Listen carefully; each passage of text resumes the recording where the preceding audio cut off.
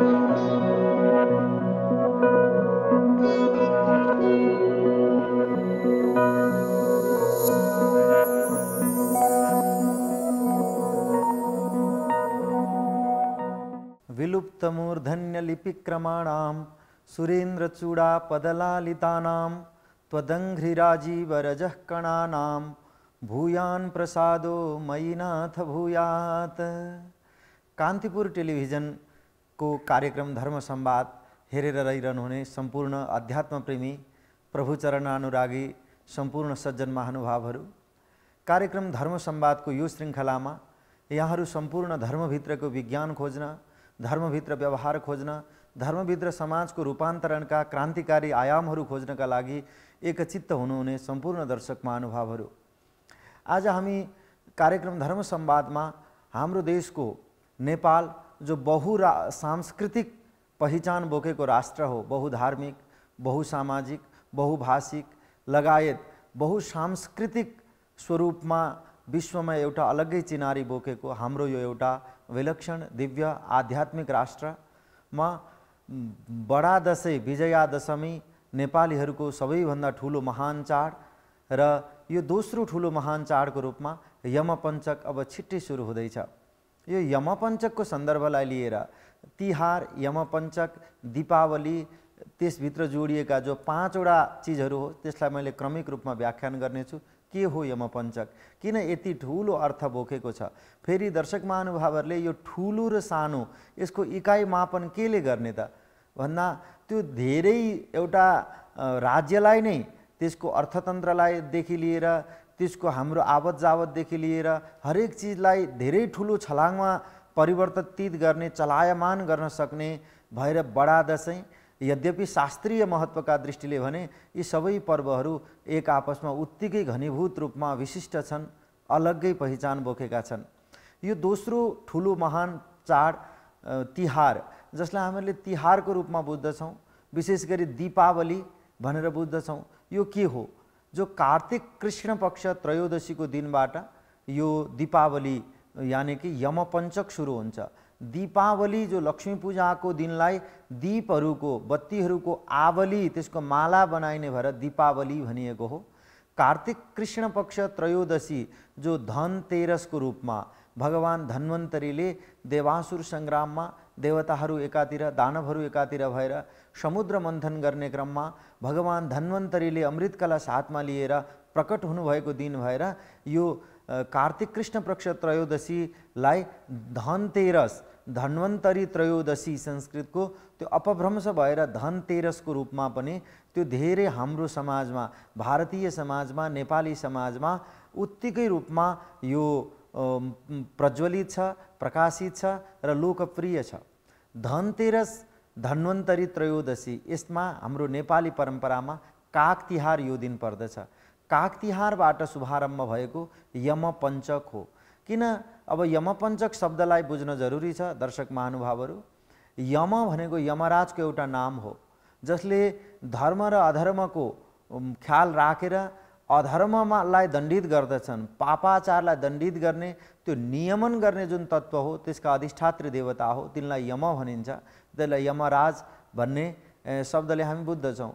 हो त्यो यमसँग जोडिएको परिघटना भएको हुनाले उनकी बहिनी थिइन्, सूर्यपुत्र यमराज हुन्, उनको बहिनी यमुना हुन्।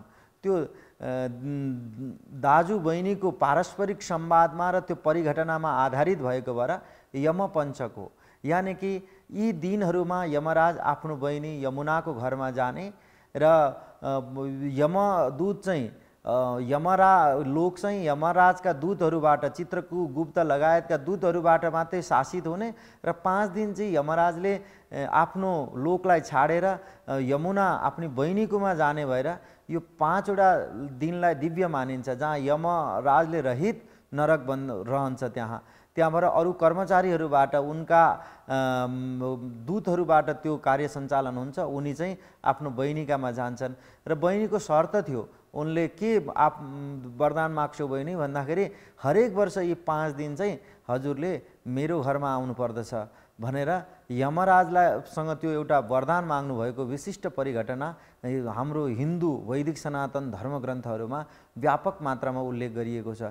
वामन पुराणमा पनि यसको विशद चर्चा छ र अन्य विभिन्न पुराणहरूमा पनि, जहाँसम्म महाभारतमा पनि यो संवाद र यो यमपञ्चकसँग सन्दर्भित केही सामग्रीहरूको स्पष्ट उल्लेख र त्यसका विभिन्न छन्दहरूमा उपनिबद्ध श्लोकहरूमा त्यसको व्याख्यान पाइन्छ। हो, यमराजसँग जोडिएको भएर यमपञ्चक, पञ्चक शब्द संस्कृतमा 5 भन्ने अर्थ बुझाउन आउँछ। 5 वटा दिनको समूह भएर पञ्चक। कसरी?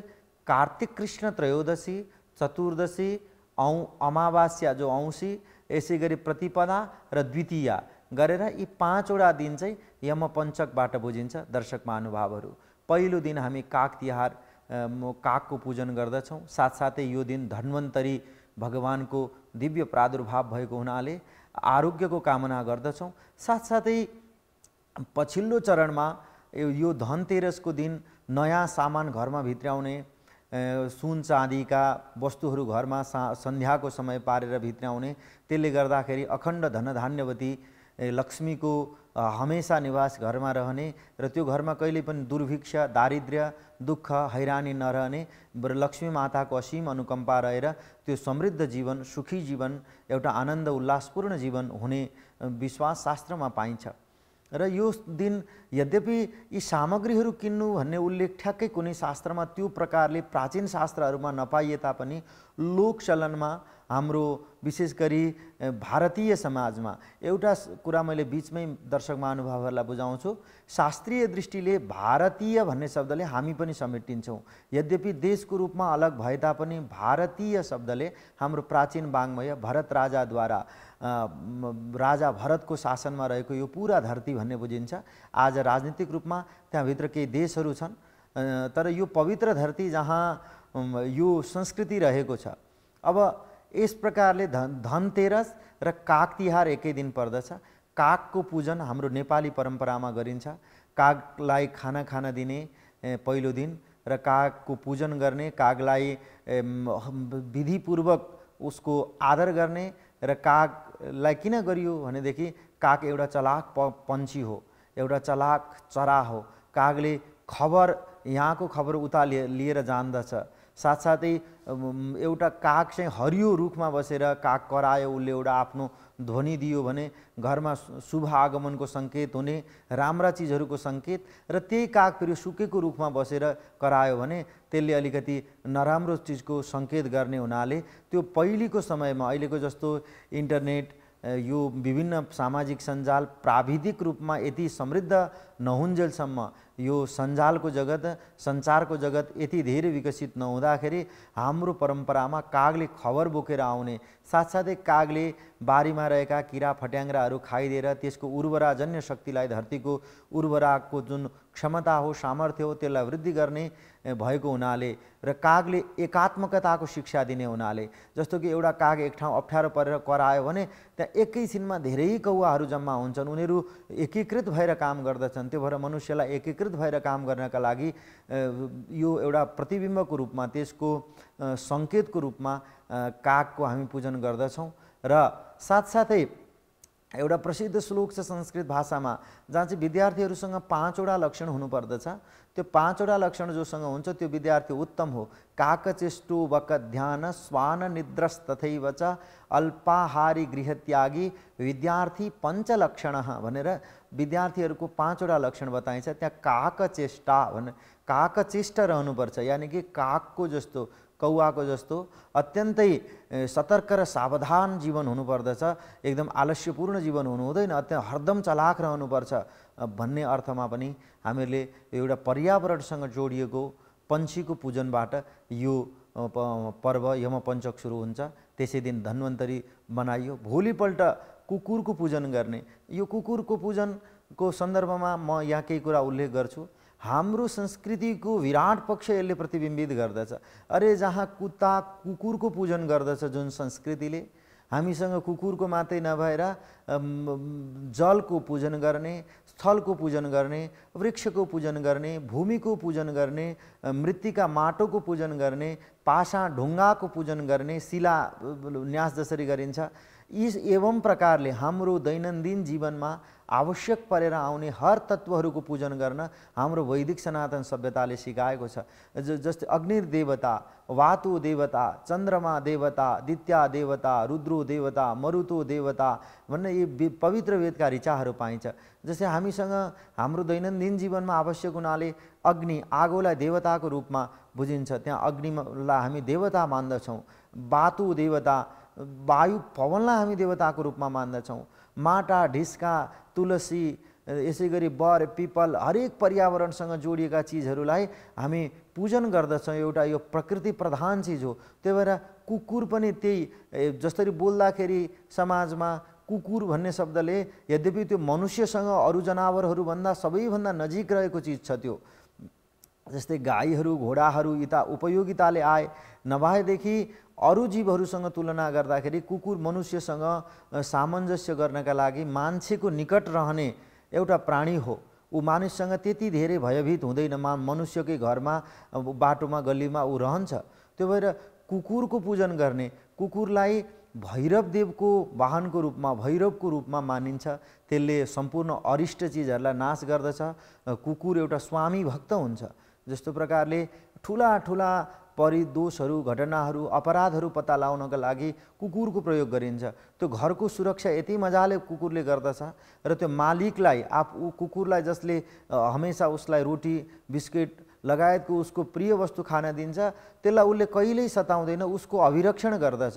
त्यो भएर आफू जोबाट उपकृत हुन्छौँ, जसले हाम्रो जीवनमा अनन्त उपकार गरेको छ, ऊप्रति सदैव ऋणी रहनु पर्दछ, सदैव उपकृत भावले रहनु पर्दछ, कृतज्ञ रहनु पर्दछ भन्ने एउटा जुन भाव हो, कृतज्ञता बुझ्नको लागि एउटा मालिकसँग, स्वामीसँग अत्यन्तै त्यो देखभाल गर्ने र त्यसको अभिरक्षणको पूर्ण दायित्व कुकुरले लिएको हुन्छ। त्यो भएर दोस्रो दिन यिनै सङ्केतहरूलाई, यिनै व्याप्तिलाई बुझेर हाम्रा पूर्वजहरूले कुकुरको पूजन गर्नका लागि र यो यमपञ्चकभित्र दोस्रो कुकुरको पूजन हामी गर्दछौँ।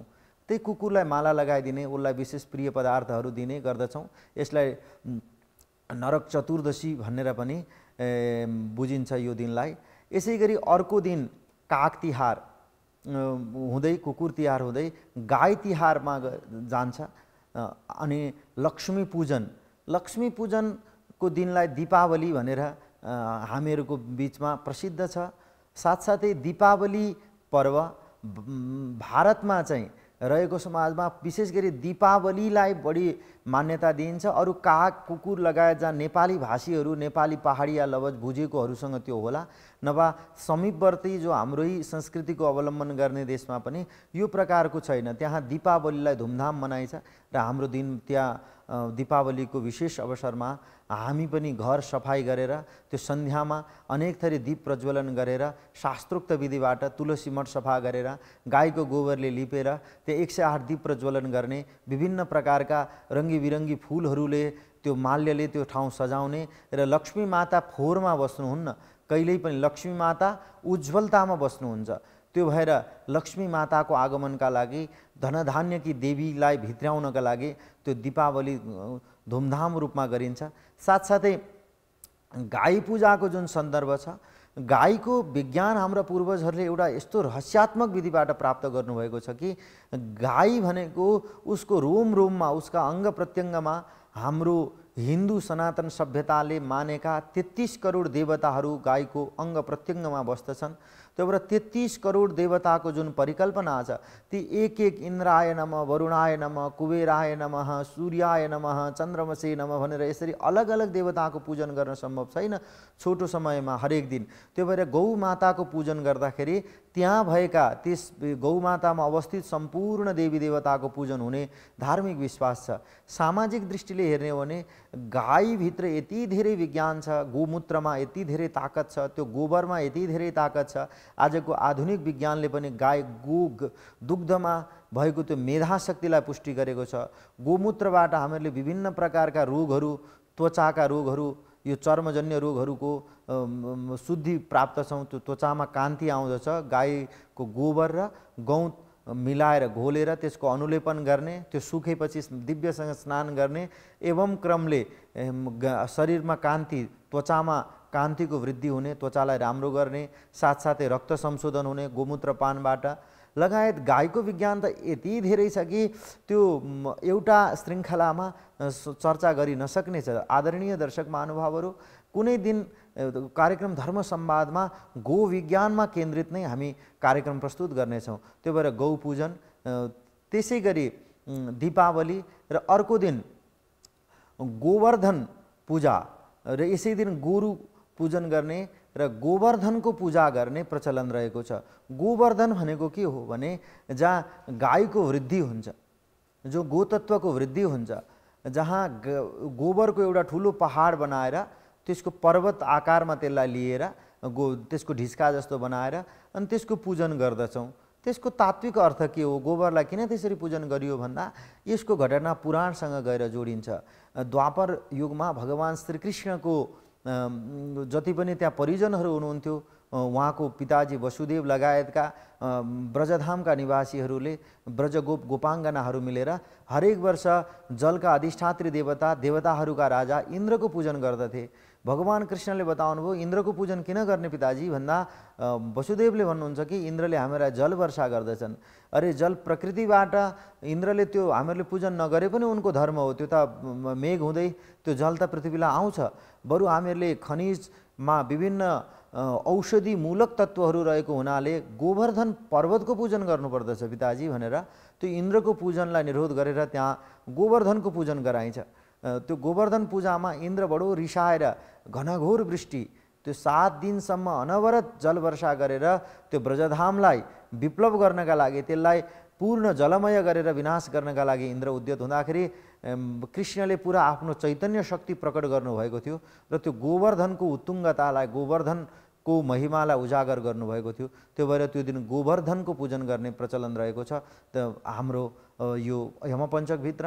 साथसाथै नेपाली परम्परा एउटा यस्तो मिठो छ, जस्तो कि घरमा काम गर्ने, घरमा सहयोगीको रूपमा आफूले पारिश्रमिक दिएर उसलाई भोजन पानीको व्यवस्था गरेर जहाँ राखिन्छ, ऊ प्रति पनि अत्यन्तै आदर भाव, यानि कि सेवक प्रति पनि आदर भाव हाम्रो नेपाली समाजको एउटा अलग पहिचान हो।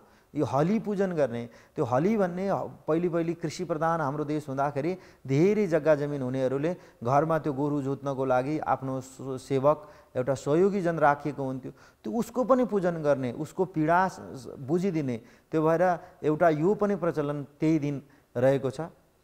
र अर्को दिन भने भ्रातृ द्वितीयाको दिन, कार्तिक कृष्ण पक्ष त्रयोदशी, चतुर्दशी, अमावास्या, औँसी, यसै गरी प्रतिपदा र द्वितीया। यो द्वितीयाको दिन भने अब यमपञ्चकको अन्तिम दिन भ्रातृ द्वितीया, भाइ टीका को रूपमा प्रसिद्ध छ।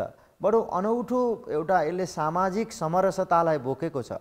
कसरी भने एउटा चेलीबेटीसँग दाजुभाइको, माइतसँग चेलीबेटीहरू जो विवाहित भएर जानुहुन्छ उहाँहरूसँगको त्यो एकात्मकता, त्यो एउटै घर हो, त्यहाँबाट अब हाम्रो सामाजिक रिवाजका कारणले गर्दाखेरि अलग भइयो। त्यही घरमा जन्मिएर दिदीबहिनीहरू हुर्किन्छन्, त्यही सुख दुःखसँग, त्यही हावापानीसँग, त्यही घरसँग अलग भएपछि त्यो दाजुभाइसँग दिदीबहिनीलाई जोड्ने त्यो एउटा अनौठो सेतुको रूपमा, त्यो एक आपसमा सुख दुःख साट्ने प्रचलनको रूपमा यो भाइ टीकालाई लिइन्छ। यसमा दिदीबहिनीहरूले दाजुभाइको पूजन गर्ने, शास्त्रोक्त विधिबाट पूजन गर्ने र तेलको रेखा लगाउने, त्यस साथसाथै ओखर फुटाउने, मखमली जो कहिल्यै निप्दैन, कहिल्यै पनि त्यो मुर्झाउँदैन मखमली। दुबो एउटा यस्तो वनस्पति हो, त्यो जति जे गरे पनि हत्तपत्ती त्यो मर्दैन। त्यो दुबोको, मखमलीको माला लगाइदिने, साथसाथै यो बिमिरो, उखु लगायतका यी पर्यावरणसँग र हाम्रो औषधि विज्ञानसँग जोडिएका यी चिजहरूलाई तमाम रूपमा प्रयोग गर्ने र दाजुभाइलाई दिदीबहिनीले तेल लगाइदिने, लगायतको परिक्रमा गर्ने, दीप प्रज्वलित गर्ने र सप्तरङ्गी टीका, जो 7 वटा रङहरू छन्, यो हाम्रो जीवनका प्रतीकहरू हुन्। भनिन्छ भगवान सूर्यको रश्मिमा, सूर्यका किरणमा 7 वटा रङ रहन्छ। त्यो घाम र पानीको सन्तुलनबाट, घाम र पानीको संयोगबाट जसरी इन्द्रधनुष बन्दछ, त्यसले 7 वटा इन्द्रिणीमा 7 वटा रङ रहन्छन्। त्यो एउटा स्वच्छताको प्रतीक हो। त्यो एउटा शान्तिको प्रतीक हो, त्यो एउटा विजयको प्रतीक हो, त्यो एउटा चाहिँ भ्रातृत्वको प्रतीक हो, भाइचाराको, यी लगायतका विभिन्न चिजहरूको प्रतीकको रूपमा रहेका सप्तरङ्गी टीका लगाइदिने प्रचलन रहेको छ। किन मखमलीकै माला शतपत्री, संस्कृतमा शतपत्रम भन्छ, नेपालीमा सयपत्री पुष्प, यसको माला किन लगाइदिन्छ भने त्यो मखमली हत्तपत्ती नमुर्झाउने पुष्प भएको हुनाले त्यहाँ यमुना र यमको दाजु बहिनीको त्यहाँ एउटा विलक्षण संवाद छ। त्यहाँ यमुनाले चाहिँ यो तिहारमा प्रयोग भएका पुष्पहरू नमुर्झाउन्जेलसम्म, यहाँ लगाइएको यो तेलको घेरा नजाउन्जेलसम्म, यहाँ लगाइएका यी सप्तरङ्गीको त्यो रङ मिटान नहुन्जेलसम्म तपाईले कसैलाई पनि यमपुरीमा पापी नै भए पनि तपाईले नरकमा लान सक्नुहुन्न भनेर निर्बन्ध गरेकी थिइन् र उहाँले तथास्तु भनेर त्यो आफ्नो बहिनीलाई आशीर्वाद बक्सनु भएको थियो। त्यो भएर बहिनीले त्यसरी दाजुभाइको आरोग्य कामना गरेर दिदीबहिनीहरूले त्यो प्राचीन हाम्रो संस्कृतिलाई, त्यो गौरवलाई, त्यो धवल कीर्तिलाई सम्झँदै यो भाइटिका मनाउने प्रचलन छ। भाइटिकामा दाजुभाइहरूले पनि दिदीबहिनीलाई टिका लगाइदिने त्यही विधिबाट प्रचलन छ। एक आपसमा उपहार साट्ने, दिदीबहिनीहरूले दाजुभाइलाई उपहारहरू प्रदान गर्ने प्रचलन रहेको छ। यसरी आदरणीय दर्शक महानुभावहरू, धर्म संवादमा यो जो हाम्रो यमपञ्चकको सन्दर्भमा परिचर्चा भइरहेको छ, दिदीबहिनीले दाजुभाइहरूलाई यस प्रकारले टिका लगाइदिने र उपहार प्रदान गर्ने र अखण्ड वस्तुहरू, उनीहरूको आरोग्यका वस्तुहरू जसले गर्दाखेरि उनीहरूको स्वास्थ्य लाभ होस् त्यस्तो प्रकारका चिजहरू अर्पण गर्ने, उहाँहरूलाई दिने चलन छ। दाजुभाइले दिदीबहिनीहरूलाई दान दक्षिणा गरेर प्रसन्न राख्ने प्रचलन यो समाजमा भाइटिकाको रूपमा बडो प्रसिद्ध छ। अब एक दुईटा कुरा नेपाली परम्परासँग मात्रै जोडिएको, हाम्रो लवजसँग जोडिएको र सम्पृक्त बनेको, त्यो अन्योन्याश्रित भएर अलग गर्न नसकिने गरिरहेको चिजहरू देउसी भैलीका प्रसङ्गहरू हुन्। दीपावलीकै दिन दिदीबहिनीहरूले भैलिनी खेल्ने, भैलिनी आइन आगेन जस्ता अत्यन्तै त्यो मृदु ध्वनिहरूद्वारा खेल्ने र दाजुभाइहरूले पनि देउसी खेल्ने र त्यो भगवान वामन र बलिको संवादमा आधारित भएर भगवान वामनावतारमा बलिले 3 पाउ पृथ्वी दिने वचनबद्धता गरे, भगवानले विक्रम स्वरूप प्रकट गर्नुभयो र 2 पाउले नि सारा यो पृथ्वीलाई, द्युलोकलाई, पाताललाई सबै नापिसकेपछि अब कहाँ के गर्ने त, तेस्रो पाउ कहाँ राख्ने त भन्दा त्यो मेरै अब कहाँ राख्नु, यत्रो तपाईँले सबै नापिसक्नुभयो, केही बाँकी छैन मेरो, अब यही मेरो टाउकोमा राखे त हो नि, यही शिरमा राख्नुहोस् भन्दा त्यो देउसिरे भन्ने यस्तो खालको एउटा प्रचलन पाइन्छ। वामनावतारसँग, राजा बलिसँग लगेर यो प्रसङ्गलाई जोडिन्छ। यो देउसी खेल्ने, भैलीले खेल्ने लगायतका यी चिजहरू भनेका हाम्रा सामाजिक समरसताका लागि, सामञ्जस्यका लागि, भाइचाराका लागि एउटा उल्लासमय चिजहरू बोकेर आउने तत्त्वहरू, हाम्रा अभ्यासहरू हुन्। हाम्रा लोकका एउटा दिव्य लोकलाई भलाइ गर्ने खालका यी कृत्यहरू हुन्। साथसाथै यसपालि जुन मैले यमपञ्चकको वर्णन गरेँ यो शास्त्रीय विधिको रूपमा आउँछ। कहिलेकाहीँ भने त्यो ठ्याक्कै 5 वटा दिन नै अलग अलग दिन गर्न सकिन्छ, कहिलेकाहीँ भने त्यो 4 दिनमा समेटिन्छ पुरै, तर त्यो बिचमा तिथिको दृष्टिले 5 वटा हुन्छ। जस्तो प्रकारले असोजमै कार्तिक कृष्ण पक्ष सुरु हुन्छ, त्यस्तै गरी त्यो हाम्रो महिनाका दृष्टिले भए तापनि त्यो ग्रह नक्षत्रका दृष्टिले गर्दाखेरि तिथिका दृष्टिले त्यहाँ 5 वटा दिन रहन्छन्, तर हामीले आइतबार सोमबार भनेर गन्दाखेरि चाहिँ भने कहिलेकाहीँ 4 वटा दिनमा समेटिन्छन्। तर यसपालि भने हामीसँग जुन दिन कुकुर तिहार छ, बिहान कुकुरको हुने पूजन गर्ने र त्यसै दिन बेलुका दीपमालिका दीप पूजन पनि, दीपावली गरेर लक्ष्मी पूजन गर्ने पनि त्यसै दिन छ। भोलिपल्ट खग्रास सूर्यग्रहणको दिन छ, भोलिपल्ट यसपालि अलि विशिष्ट बनेर आएको छ त्यो एउटा सूर्यग्रहणको रूपमा। र ठ्याक्कै दीपावलीको भोलिपल्ट गोवर्धन पूजनहरू गरेर पर्सिपल्ट भाइटिका लगाइन्थ्यो भने यसपालि अलग्गै छ। दीप पूजनपछि गाई तिहार, गोरु तिहार मनाएर अनि अर्को दिन गोवर्धन पूजन गरेर अनि 10 गते मात्र भाइटिका छ। यानि कि स्पष्ट 5 वटा दिन यसपालिको हाम्रो यो 2079 सालको यमपञ्चक भने एउटा विशिष्टीकृत स्वरूपमा हामीहरूमा आइरहेको छ दर्शक महानुभावहरू। यसै गरी अब व्याख्यानको दौरानमा केही कुराहरू मैले यहाँ प्रस्तुत गर्दछु। अब लक्ष्मी पूजन कसरी गर्ने त? लक्ष्मी पूजनको प्रचलनको बारेमा, पूजनको विधिको बारेमा म संक्षेपमा यहाँ केही निरूपण गर्दछु।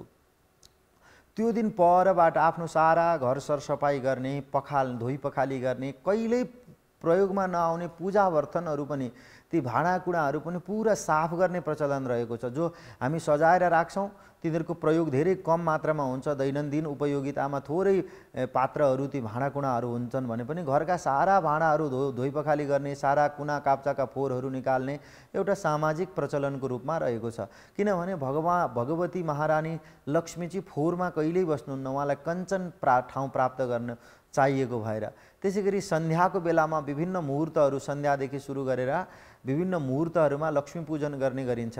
लक्ष्मी पूजनमा मारवाडी परम्परामा भने त्यो पाटामा वस्त्रहरू बिछाएर नवग्रह 16 मातृका चामलका 9वटा त्यहाँ थुप्रो लगाएर 9 बिन्दुमा सूर्यादि नवग्रहहरूको आवाहन गर्ने, गौँका 16वटा त्यहाँ थुप्रो बनाएर 16 भागमा चाहिँ त्यहाँ गौरी, पद्मा, सची, मेधा, सावित्री, विजया, जया, देवसेना तथा स्वाहा, स्वधा, मातरो, लोकमातर जस्ता यी 16वटा देवीहरूको त्यहाँ आवाहन गर्ने, 16 मातृकाहरूको, सप्तघृत मातृकाहरूको पूजन गर्ने, यसै गरी दीपको पूजन गर्ने, कलशको पूजन गर्ने, भगवान विनायक गणेशजीको पूजन गर्ने अनि भगवती देवी लक्ष्मीजीको पूजन गर्ने यो प्रचलन छ। अब यो पूजनको प्रणाली के हो? पूजनमा हामीले के वस्तुहरू प्रयोग गर्नुपर्दछ, लक्ष्मी भगवतीलाई के चिज चढाउनु पर्दछ, यसको बारेमा म एकैछिनको विश्राम पश्चात चर्चा गर्नेछु। आदरणीय महानुभावहरू, आज हामी यमपञ्चकमा केन्द्रित भएर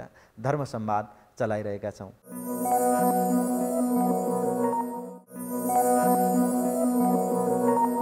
कार्यक्रम धर्म संवाद निहालिरहनु भने अध्यात्म प्रेमी सम्पूर्ण महानुभावहरू, आज हामी यमपञ्चकको एउटा विशिष्ट दिनमा छौँ। यमपञ्चकको पहिलो दिन धनतेरसको दिनमा आज हामी यमपञ्चक केन्द्रित भएर शास्त्रीय चर्चाहरू यहाँ गरिरहेका छौँ।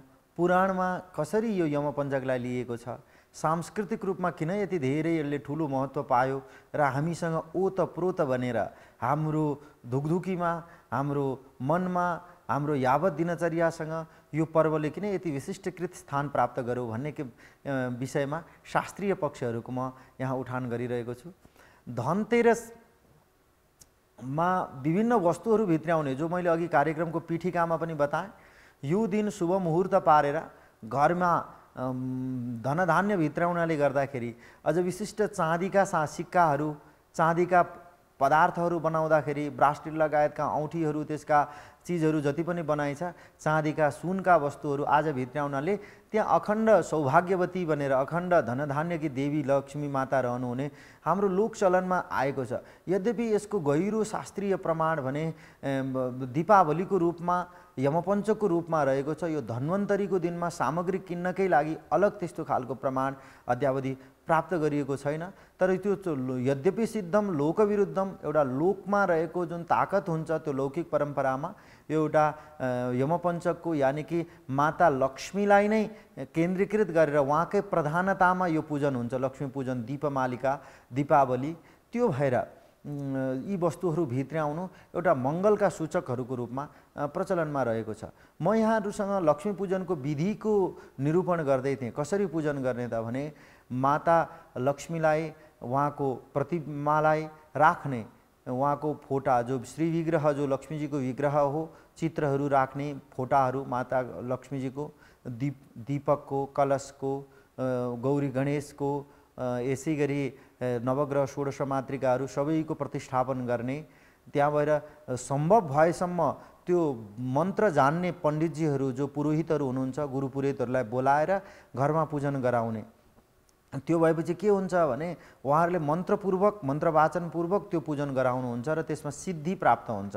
सम्भव हुँदैन त्यो दिन धेरैतिर गुरुहरू प्राप्त हुनुहुन्न भने आफै घरका चेलीबेटीहरूले, मातृशक्तिहरूले विशेष यसको प्राथमिकता लिएर उहाँहरूको पूर्ण विशेष दायित्वमा, उहाँहरूको निगाहमा यो पूजालाई सम्पन्न गर्नुपर्दछ।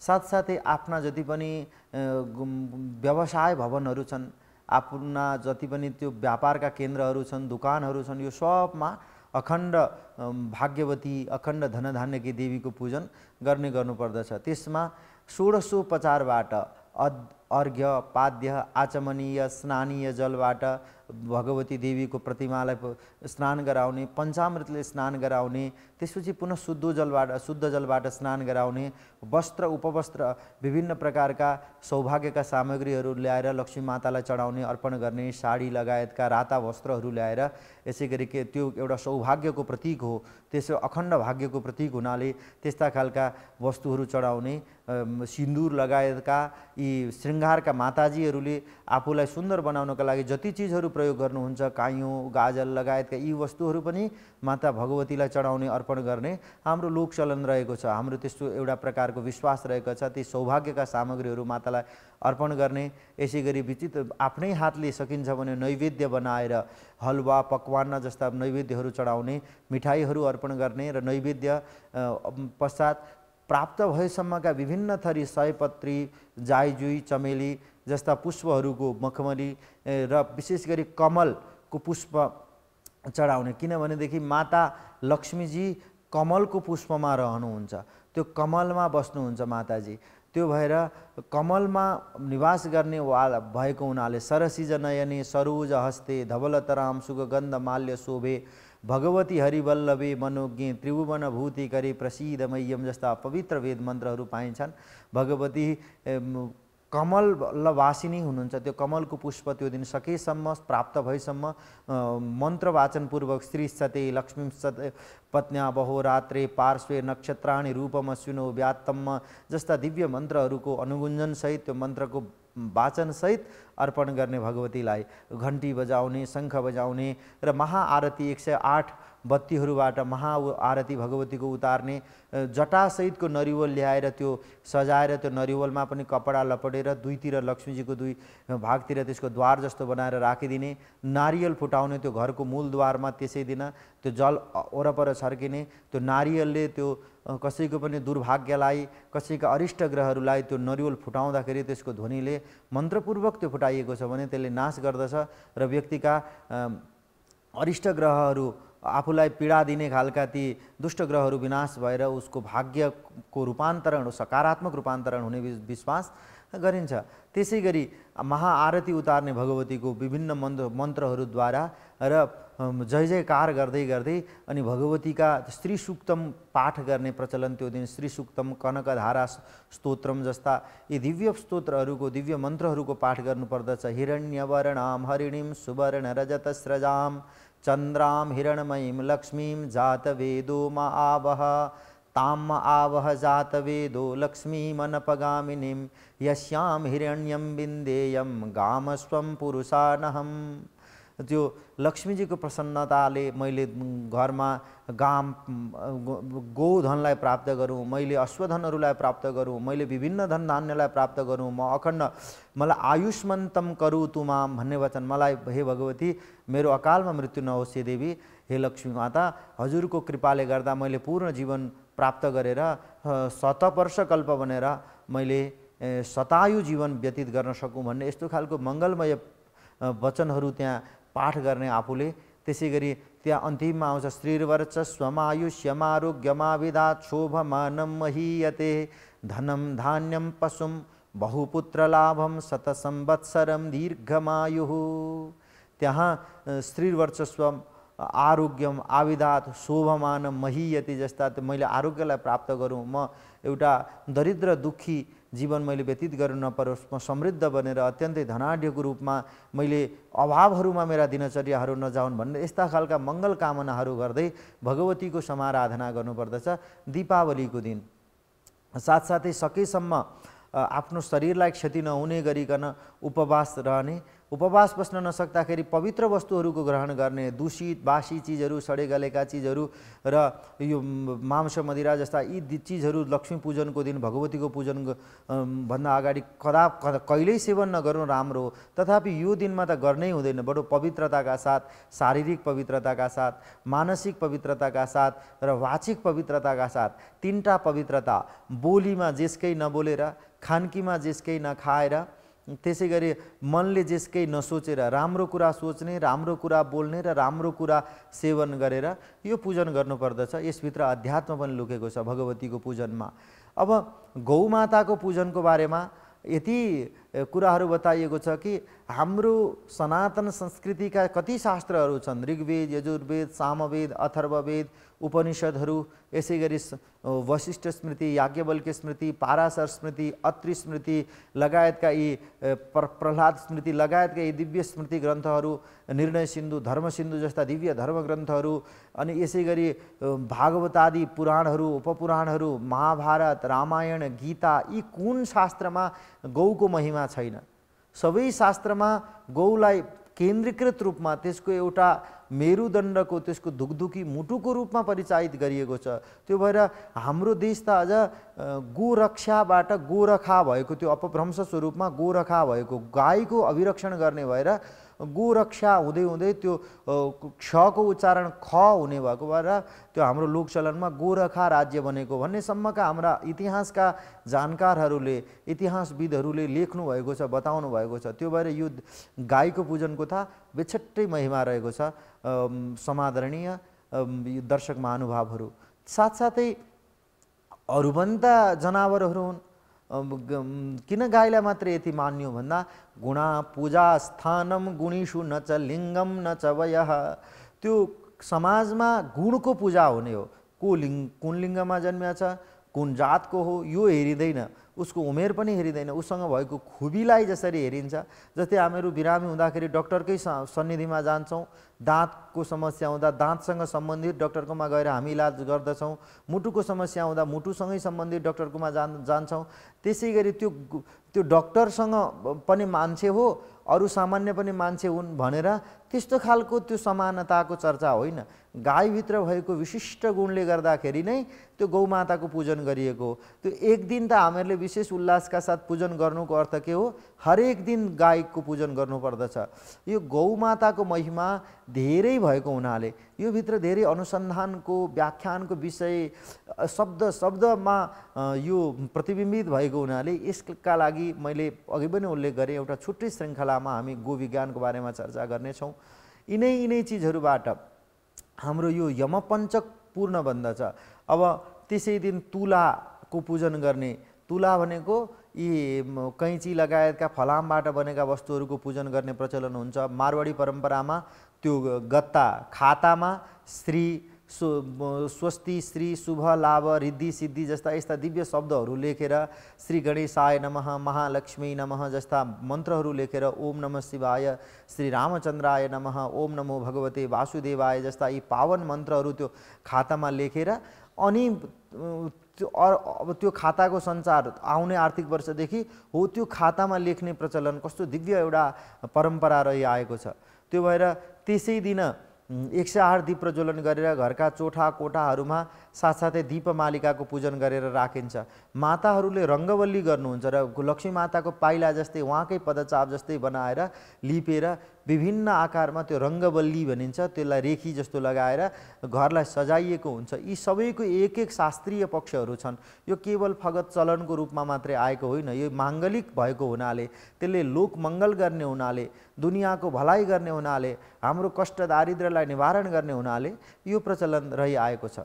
साथसाथै अर्को कुरा यहाँहरूलाई बताइदिउँ दर्शक महानुभावहरू, यो देउसी भैली लगायतका जति पनि हामीसँग जोडिएका यमपञ्चकका घटकका रूपमा यमपञ्चकसँग अनुबन्धित भएर आउने चिजहरू छन्, यसले हाम्रो नेपाली समाजलाई नै एक प्रकारले ठ्याक्कसँग जोडेको छ। किनभने त्यो दिन साथीभाइहरूको मुलाकात, साथीभाइहरूको आपसी भेट हुन्छ, सौमनस्य बन्दछ। त्यसले गर्दाखेरि त्योबाट विभिन्न ठुला सामाजिक कामहरू मान्छेले देउसी भैलोहरूबाट गर्न सक्दछन्।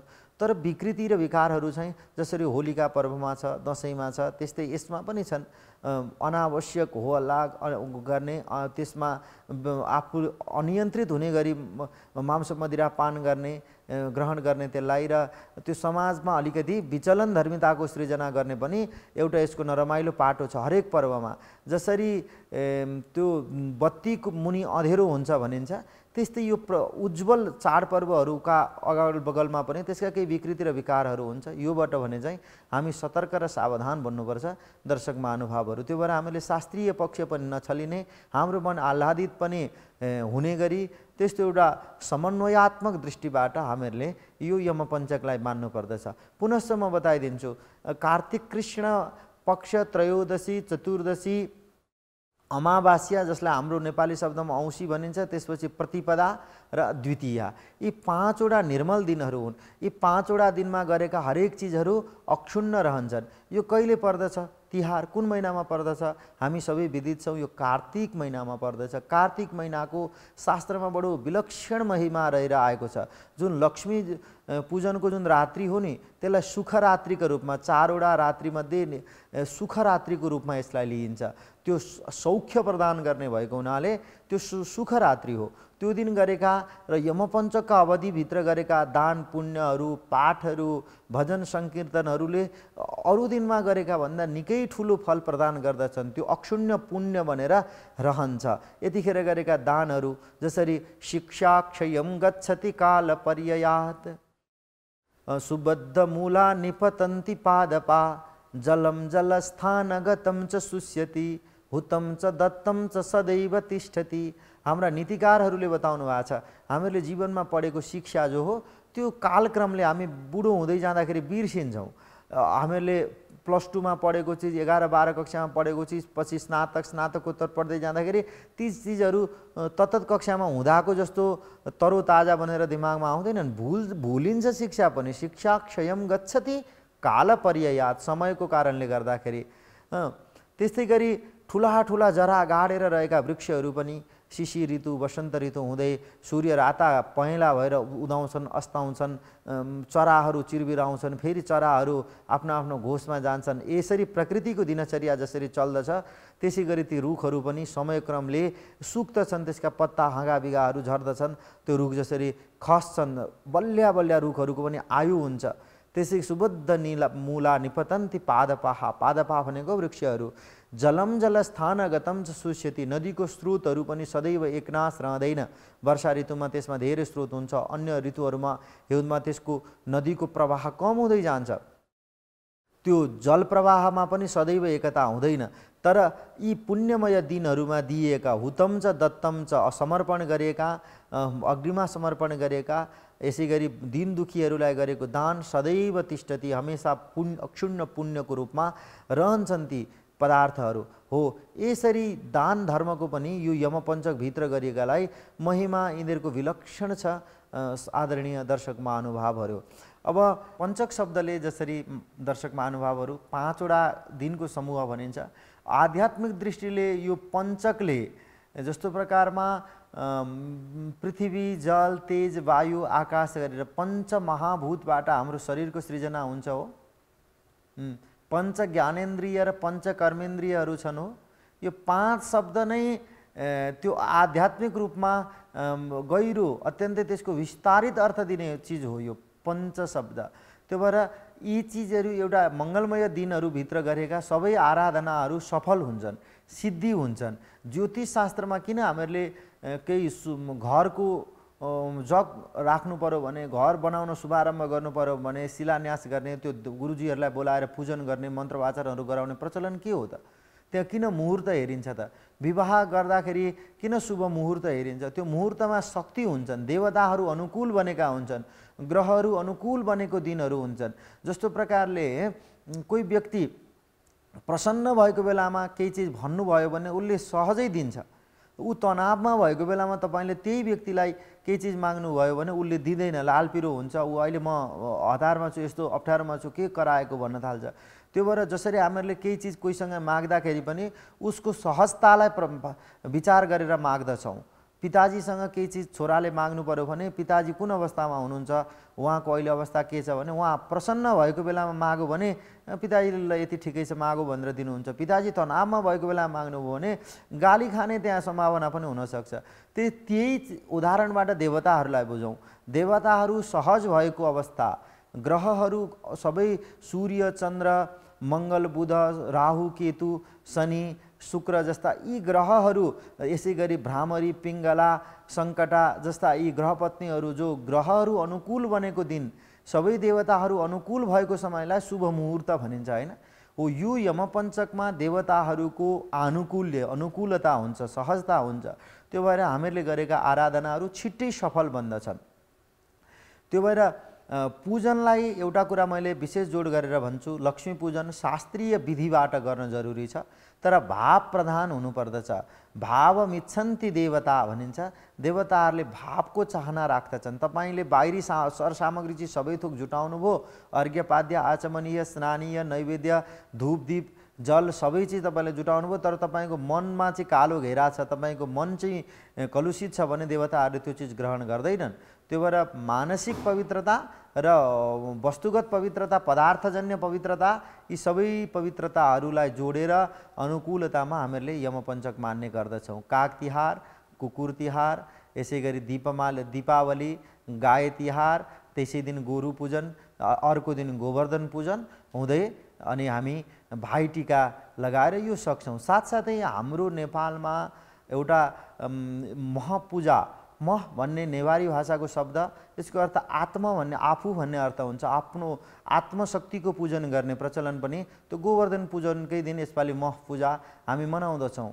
त्यसै गरी नेपाल सम्वत, जो हाम्रो विक्रम सम्वत, ईस्वी सम्वत लगायतका विभिन्न सम्वतहरू छन्, ती सम्वतहरूमध्ये हाम्रो नेपालको आधिकारिक सम्वतको रूपमा जुन नेपाल सम्वत रहेको छ, र यो मह पूजा र नेपाल सम्वतलाई हाम्रो सांस्कृतिक रूपमा धेरै थरी विरासत बोकेको नेवारी समुदायबाट, हाम्रो नेवार सम्प्रदायका दाजुभाइ दिदीबहिनीहरू, आमा बुवाहरूबाट यो यस्तो मजबुत रूपमा यो नेपालमा समस्याका बीचहरूमा पनि कहिल्यै यो मरेन। उहाँहरूले यो संस्कृतिलाई बचाउनु भयो, यी जात्रा चाडपर्वहरूलाई उहाँहरूले आफू बचाउनु भयो। त्यही भएर उहाँहरूले विशेष अवलम्बन गरेर नेपाली समाजमा जोड्नु भएको हो यसलाई, मह पूजालाई र यो नेपाल सम्वत लगायतका यी पर्वहरूलाई। यी पर्वहरू पनि हामीसँग शास्त्रीय रूपमा नै आएका छन्। नेपाल सम्वत हाम्रो आफ्नो सम्वत हो र त्यसमा हामी गर्व गर्दछौँ, त्यो एउटा उत्सवको रूपमा हामी मनाउँछौँ। मह पूजा पनि तत्तत सम्प्रदायमा रहनुहुने सबैजनाले शास्त्रीय विधिबाट उहाँहरूको जुन चलन छ त्यो अनुसारले बताउनुहुन्छ। मैले एउटा कुरा यहाँ बताउनै पर्दछ, यो महपूजन मात्रै नभएर हाम्रा यी मच्छिन्द्रनाथ भगवानका रथ यात्रादेखि लिएर यो हामी सडकमा जति पनि हामी जात्राहरू देख्दछौँ, गाई जात्रा लगायतका जति पनि पर्वहरू, यो सबै शास्त्रीय छन्। यिनीहरूलाई साँच्चै गहिरो अध्ययन गर्ने हो भने संस्कृतिविदहरूले यसलाई शास्त्रसँग, पुराणसँग लगेर नगर परिक्रमा, नगर सङ्कीर्तन जस्तै यी चिजहरू जोडिन्छन्। र यो संस्कृति उहाँहरूले विशेष गरी नेवारी समुदायबाट, नेवारी भाषीजनहरूबाट बाँचेको, त्यो हामीसँग हाम्रो प्रत्यक्ष अङ्ग बनेर यी चिजहरू रहेको छन्। र यिनै चिजहरूसँग जोडिएर यसभित्रै आएका यी यावत पर्वहरू छन्। नेपालभित्र यति धेरै संस्कृति, यति धेरै चाडपर्वहरू छन्। यमपञ्चक भनिए तापनि ती 5वटा चिजमा उपासना र आराधना भने धेरैको गरिन्छ। साथसाथै मन्दिरमा गएर भगवती लक्ष्मीका जति पनि मन्दिरहरू छन्, लक्ष्मीनारायणका मन्दिरहरूमा गएर पनि आफ्नो घरमा अनुकूल नहुनाले डेरा गरेर बस्नेहरू जति हुनुहुन्छ, सानो एउटा कोठा मात्रै हुँदा त्यहाँ दीप प्रज्वलन गर्ने, तर पूर्ण विधि त्यहाँ गर्न नसक्ने हुनाले मन्दिरमा गएर गर्ने गरिन्छ। जलाशयमा गएर त्यो लक्ष्मी पूजनको दिन बिहान स्नान गरेर पवित्र भएर नदीबाट पवित्र जल लिएर आएर अनि पूजन गर्नुपर्दछ। यिनै चिजहरूसँग केन्द्रित भएर आज यो यमपञ्चक, र यम शब्दको अर्को अर्थ हो नियमन, हामीहरू आफू आत्मनियन्त्रित रहनुपर्दछ यी दिनहरूमा भन्ने पनि एउटा साङ्केतिक यसको ध्वनित अर्थ हुन्छ।